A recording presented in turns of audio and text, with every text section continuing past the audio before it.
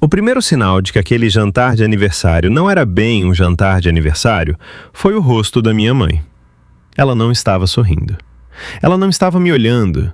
Ela estava olhando para a pasta preta que estava do lado do prato do meu avô, como se aquilo já tivesse sido roubado dela antes mesmo de alguém abrir a boca.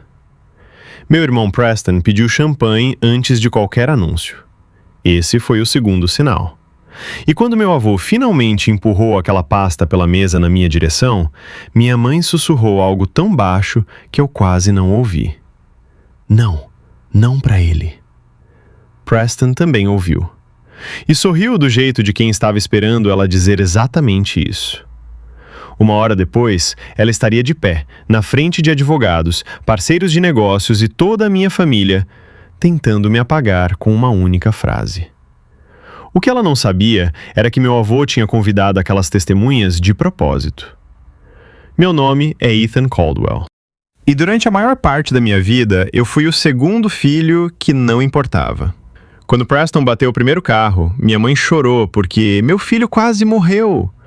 Quando eu voltei de uma emergência no armazém com a sobrancelha aberta e sangue na camisa, ela me olhou e disse: "Não vai sujar o tapete com sangue." Essa era Caroline Caldwell como mãe. Um filho era precioso. O outro era útil. Meu avô, Victor Caldwell, construiu a Caldwell Logistics do zero. 40 anos. Sem atalhos. Sem desculpas. Quando eu já tinha idade suficiente para entender o que era dinheiro de verdade, o nome de Victor Caldwell já significava contratos, respeito e poder nessa cidade. Comecei a trabalhar na Caldwell Logistics com 19 anos. Não como filho de executivo, como coordenador de operações ganhando $14 por hora. Ideia do Victor. Ele me disse: "Se você quer entender essa empresa, começa de onde ela respira." E foi o que eu fiz. Passei 8 anos aprendendo cada canto torto daquele negócio. Renegociei um contrato de transporte que economizou $300 mil em um ano.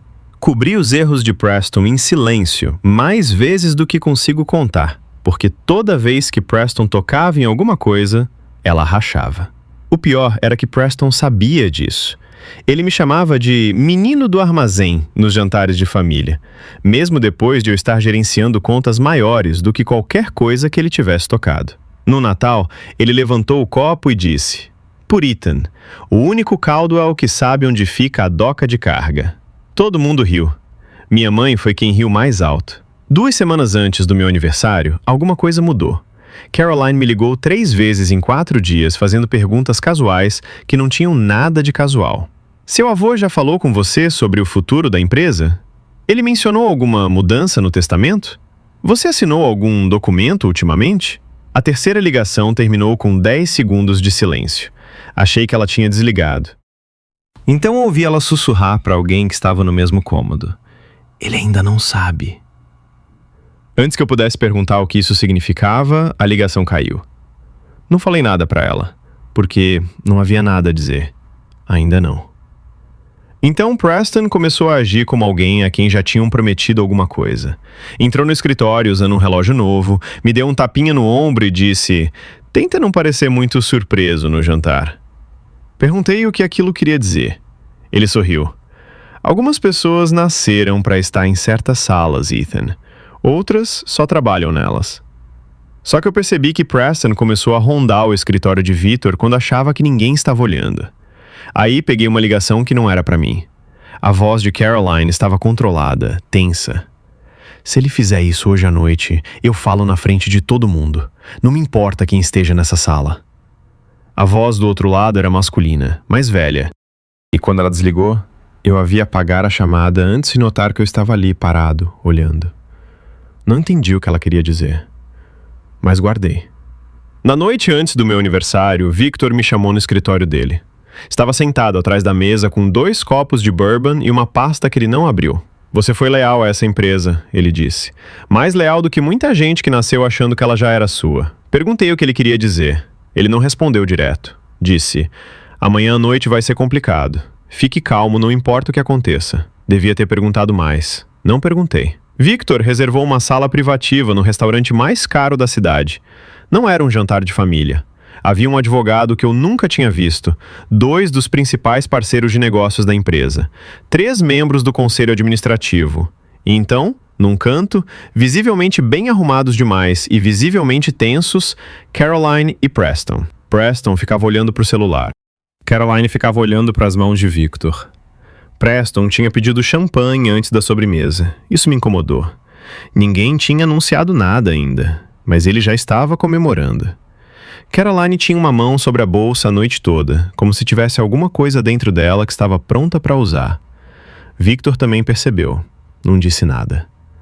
Antes de Victor falar, o advogado colocou um gravador pequeno do lado da pasta preta.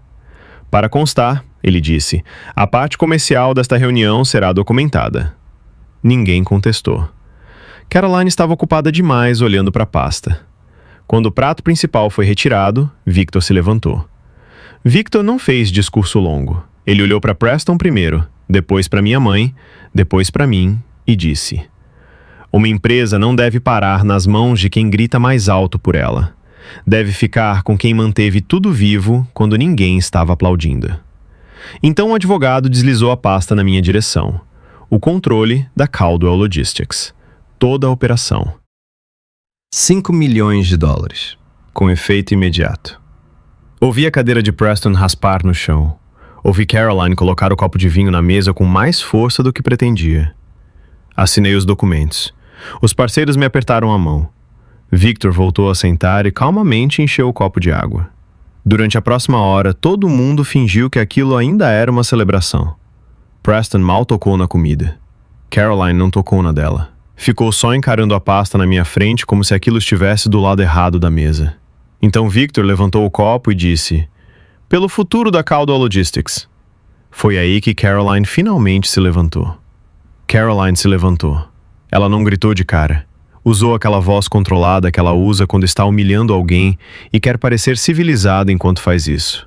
Disse que a transferência não era legítima, que eu não tinha nenhum direito legal sobre aquela empresa, que havia algo que todo mundo naquela sala precisava saber. Preston enfiou a mão no paletó como se estivesse esperando a deixa. Tirou um exame de DNA dobrado. A página já estava marcada com marca-texto. Já estava separada. Já estava preparada. Foi nesse momento que entendi.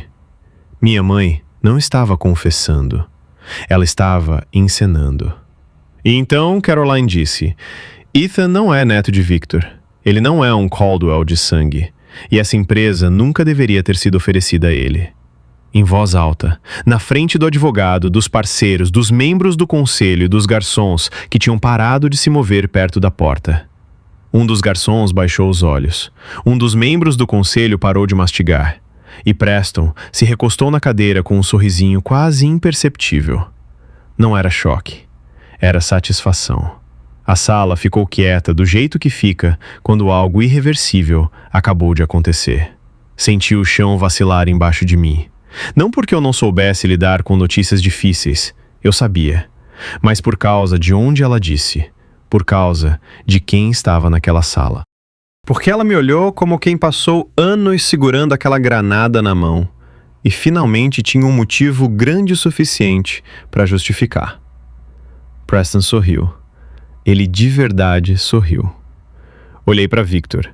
Victor ainda estava sentado, não tinha se movido. Estava olhando para Caroline do jeito que um cirurgião olha para um paciente que acabou de fazer a incisão errada em si mesmo. Eu sei, Victor disse. 2 palavras, tranquilas, absolutas. Ele olhou para Caroline e repetiu: já sei faz tempo. A boca de Caroline abriu, mas não saiu som nenhum. Foi a primeira vez na minha vida que vi minha mãe perder o controle de uma sala. Ela esperava que Victor me olhasse com nojo. Em vez disso, ele a olhou como quem acabou de ver confirmada cada coisa feia que já suspeitava. A sala ficou ainda mais quieta, o que eu achei que não era possível. Victor explicou tudo, não na defensiva, com uma calma cirúrgica. Disse que quando meu pai, David Caldwell, ainda estava vivo, David tinha ido até ele. David tinha contado a Victor a verdade sobre minha origem biológica. E tinha dito mais uma coisa. Ele me escolheu. Completamente. Eu era filho dele em tudo que importava e em tudo que a lei reconhecia. Então Victor alcançou a pasta, a que o advogado tinha trazido, e tirou um envelope. Disse que David tinha deixado uma carta, anos atrás, lacrada, registrada em cartório e guardada pelos advogados dele, com instrução de entregar exatamente nessa ocasião. Ele me passou um envelope pela mesa. Caroline se sentou como se alguém tivesse arrancado o chão debaixo dela. Eu não abri a carta na frente de todo mundo, mas li naquela noite, sozinho no meu carro, no estacionamento do prédio, com o motor desligado. E meu pai, David Caldwell, o homem que me criou, que foi a cada apresentação da escola e me levou a cada turno de madrugada e nunca uma vez me fez sentir hóspede na própria família, tinha escrito um parágrafo que nunca vou repetir para ninguém. Mas a última linha era: sangue é um ponto de partida. Pai é uma decisão. Eu decidi todos os dias. A arma de Caroline tinha explodido na mão dela, emocionalmente. Mas ela ainda não tinha terminado. Na manhã seguinte, havia um envelope fechado em cima da minha nova mesa, sem nome. Dentro, um pendrive e um bilhete com 6 palavras. Confere as notas fiscais que Preston aprovou. Não sabia quem tinha deixado, mas quem quer que fosse, estava esperando eu ter acesso para isso. Victor sugeriu que eu fizesse uma auditoria completa antes de fazer qualquer mudança operacional. O tom deixava claro que não era sugestão casual. O que o contador encontrou nas primeiras 2 semanas me fez sentar na cadeira do escritório e ficar ali parado por um bom tempo. Não era um erro. Era um sistema. Notas fiscais de consultorias fantasmas, contratos de marketing de campanhas que nunca existiram, pagamentos emergenciais para fornecedores sem funcionário nenhum. 3 assinaturas de Preston. 2 aprovações de Caroline. E um rastro de dinheiro desviado por contas criadas para desaparecer. O total passava de $430 mil. Mas foi além disso. Algumas dessas transferências, desviadas por outras 2 contas, levavam a pagamentos feitos por um homem chamado Grant Holloway. Eu não sabia quem era Grant Holloway. Ainda não. Victor me contou. Grant Holloway era meu pai biológico, e Caroline estava pagando para ele ficar longe da nossa vida há anos. Preston ajudou a estruturar os pagamentos pelas contas da empresa para torná-los invisíveis. Um e-mail recuperado de Caroline para Preston tinha só 2 frases. Deixa o Grant quieto até depois do jantar. Se o Victor te humilhar, eu uso o que guardei. Foi aí que entendi que o teste de DNA nunca tinha sido um segredo. Era munição. Eles estavam usando a Caldwell Logistics como caixa pessoal. Estavam roubando. Grant Holloway apareceu no meu escritório numa quinta-feira à tarde, sem hora marcada. 55 anos, relógio caro, sapato surrado. A combinação de um homem que um dia teve dinheiro e passou o resto do tempo fingindo que ainda tinha. Sentou do outro lado da minha mesa e explicou quem era sem pedir desculpa, sem demonstrar vergonha, sem nada. Então, olhou para a foto emoldurada do meu pai em cima da mesa e deu um risinho. Devia ter sido estranho, ele disse, ser criado pelo homem que a sua mãe enganou. Foi a primeira vez que quis bater nele. Não porque era meu pai biológico, mas porque nos primeiros 3 minutos de me conhecer, ele já estava tentando me vender a minha própria dor. Então deslizou um número pela mesa. $250 mil. Chamou de acordo familiar. Eu chamei pelo nome certo. Um bilhete de resgate. Deixei ele terminar. Então disse que tudo o que ele tinha dito naquela sala estava sendo gravado, como avisava a placa na entrada do prédio. A mesma placa que ele ignorou quando entrou. Ele saiu sem dizer mais nada.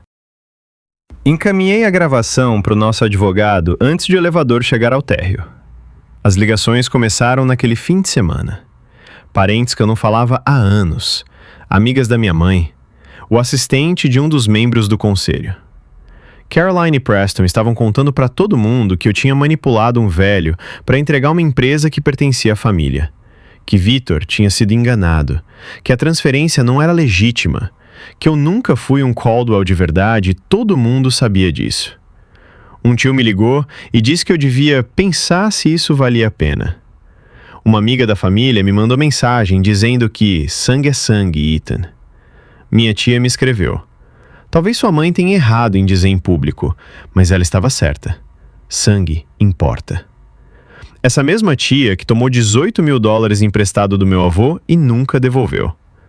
De repente, todo mundo se importava com sangue, especialmente quem tinha vivido às custas do nosso. Um dos parceiros de negócios começou a perguntar discretamente se a transferência poderia ser contestada.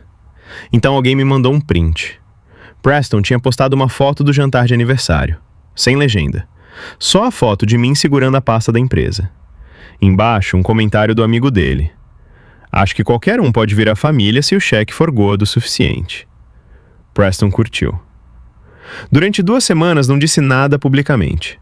Resolvi tudo nos bastidores. Perdi o sono, me questionei nos momentos que mais me envergonho, de madrugada, sozinho, quando o barulho é mais alto e a certeza mais fraca. Então Victor ligou. Me disse para parar de me defender para pessoas que já tinham decidido. Disse: você não discute diante de um júri que já foi comprado antes do julgamento começar. Você leva o caso para outro lugar. Me disse para ler a carta completa do meu pai. A versão completa, a que tinha um anexo jurídico que eu ainda não tinha processado. A carta completa tinha uma última página que eu não tinha entendido direito da primeira vez. Não era emocional, era jurídica. E de algum jeito, isso a tornava mais fria ainda.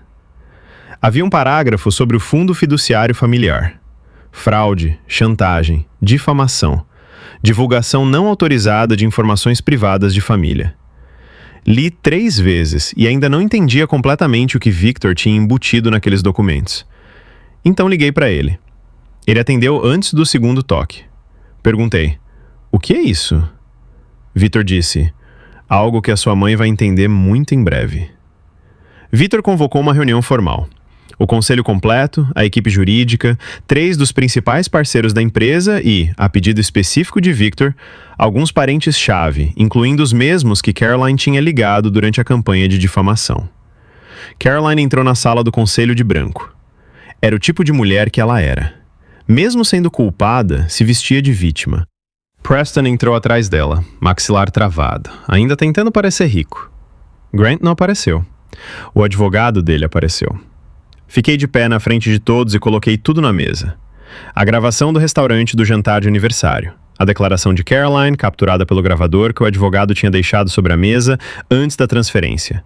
A visita de Grant ao meu escritório vem em seguida. A gravação, a transcrição. A voz dele preencheu a sala do conselho quando ele disse a palavra acordo. Foi aí que Preston parou de me olhar pela primeira vez. Depois veio a auditoria. A empresa fantasma, os $430 mil, os pagamentos para Grant Holloway, as 2 contas que Preston usou para esconder o caminho do dinheiro. Quando a terceira nota fiscal falsa apareceu na tela, Preston perdeu toda a cor do rosto. Caroline encarou a mesa durante toda a gravação do restaurante. Não se moveu quando a voz de Grant tomou conta da sala. Mas quando a terceira nota fiscal apareceu na tela, ela finalmente sussurrou: desliga isso. Victor não chegou nem a olhar para ela. Disse: não, você queria testemunhas. Agora você tem. A autorização direta de Preston em 3 das notas fiscais falsas, assinatura dele, com data verificada. O papel de Caroline na estruturação dos pagamentos originais e o conhecimento dela da fraude, confirmados pelos e-mails internos que recuperamos. Então a contadora sênior se levantou. Era ela quem tinha deixado o pendrive na minha mesa. Disse que Preston tinha ameaçado demiti-la se ela questionasse as notas fiscais. Então olhou para minha mãe e disse: mas foi a senhora que aprovou primeiro. Então eu li a carta do meu pai. Não o parágrafo pessoal, o jurídico. O que explicava por que um homem que sabia da verdade ainda escolheu ser meu pai na frente de toda a instituição que importava. Preston se levantou tão rápido que a cadeira bateu na parede. Foi ela que mandou fazer isso, ele disse, apontando para a própria mãe. Caroline virou para ele como se ele tivesse dado um tapa nela. Preston! Ele apontou o dedo para ela. Você disse que ele nunca ia assumir o controle. Disse que o vovô ia me escolher. A sala ficou em silêncio de novo. Não por causa de mim dessa vez, porque Caroline finalmente viu o tipo de filho que ela mesma tinha criado. Um filho igualzinho a ela. Victor agradeceu a presença de todos. A equipe jurídica assumiu. As consequências não chegaram como um trovão. Chegaram como fechaduras sendo trancadas, uma por uma. Preston perdeu o acesso ao fundo fiduciário familiar primeiro. Depois sumiu aquele cargo de consultor que só existia no papel. Depois veio a ação civil. Depois as pessoas que costumavam rir das piadas dele pararam de atender as ligações. A cidade fez o que sempre faz quando um playboy fraudulento é exposto. Fingiu que nunca tinha gostado dele. Grant tentou mais uma vez, procurou um repórter local. O repórter ligou para o nosso escritório de advocacia pedindo comentário. Até o fim da semana, Grant tinha uma notificação extrajudicial, uma ação civil pendente e ninguém disposto a publicar a história dele. O homem que queria vender meu nome não conseguia nem entregar essa história de graça. Mas o castigo de Caroline foi o que as pessoas ainda comentam. 2 meses depois, eu a vi pela última vez. Não num restaurante, não num evento de família. Na entrada da casa que ela costumava chamar de dela. 2 funcionários da mudança estavam carregando o sofá branco pela porta. Preston estava do lado do carro, gritando no telefone que ela tinha arruinado a vida dele. Caroline me viu, e por um segundo, acho que ela pensou que eu tinha ido salvar ela. Não tinha. Tinha ido só buscar documentos da empresa que ela ainda se recusava a devolver. Ela tentou segurar o braço de Preston. Ele recuou. "Não me toca", ele disse. "Você devia ter ficado com a boca fechada." Então entrou no carro e a deixou parada na calçada. Ela queimou um filho para proteger o outro. E o filho que ela protegeu a deixou nas cinzas. A reviravolta final veio do próprio Victor. Depois que tudo acabou, perguntei a ele se sabia que Caroline ia expor o segredo no jantar. Ele não respondeu de imediato.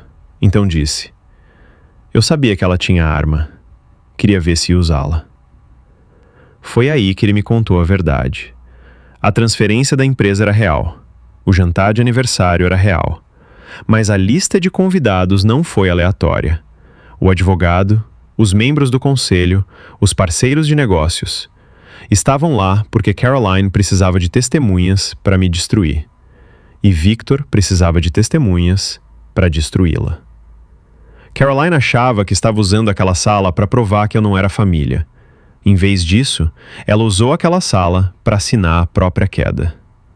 3 meses depois, Caroline me mandou uma carta escrita à mão. Não era um pedido de desculpas, era uma encenação. Escreveu que eu a tinha humilhado, que eu tinha destruído a família, que eu tinha deixado Victor me envenenar contra a minha própria mãe. Então veio a linha que me fez rir pela primeira vez em semanas. "Depois de tudo que abri mão para te trazer ao mundo, você me deve mais do que isso." Eu respondi com uma frase: "Você me colocou no mundo, mas o homem que você traiu foi quem se tornou meu pai." Então bloqueei ela em todos os lugares. Pela primeira vez na vida, minha mãe não tinha como me alcançar. Nenhum filho para usar, nenhum segredo para vender, nenhum sobrenome de família para se esconder atrás. Hoje eu toco a Caldwell Logistics, a mesma empresa onde comecei ganhando $14 por hora aos 19 anos. A mesma empresa onde fiquei enquanto pessoas do meu sangue a usavam como conta bancária pessoal. A mesma empresa que meu avô passou 40 anos construindo e escolheu passar para quem ele acreditava que tinha merecido. Não por sangue, por decisões tomadas todos os dias. Meu avô sabia a verdade sobre minha origem biológica e me escolheu assim mesmo. A mesma escolha que meu pai fez no dia em que decidiu que eu era filho dele. E a mulher que guardou essa verdade por décadas a transformou numa arma e atirou na pior hora possível. Para ela. Fui longe demais? Expor tudo isso em público na frente do conselho, dos parceiros e da família? Já me fiz essa pergunta, de verdade. E o que eu sempre concluo é: ela escolheu uma sala cheia de gente para me apagar. Ela escolheu as testemunhas. Ela escolheu um momento pensado para me humilhar na frente de cada pessoa cuja opinião moldava minha vida profissional. Ela não me chamou de lado. Não me ligou. Ela encenou. Você não tem direito a uma consequência privada depois de uma humilhação pública. Agora eu quero saber o que você teria feito. Fui longe demais ao expor minha própria mãe na frente do conselho, da família e de todos que ela tentou virar contra mim? Ou ela merecia uma consequência pública depois de escolher uma humilhação pública? E quem você acha que foi o verdadeiro vilão dessa história? Caroline, por guardar a verdade como arma? Preston, por roubar da empresa e depois jogar a culpa na própria mãe? Grant, por aparecer só quando o dinheiro apareceu? Ou os três juntos? Escreve a sua opinião nos comentários. Se esse final pareceu merecido, deixa o like. E se você quer mais histórias sobre traição, segredos sujos, lealdade quebrada, ganância de família e acerto de contas, se inscreve no canal. Aproveita e assiste mais um vídeo do canal enquanto você está por aqui. A gente se vê nos próximos vídeos.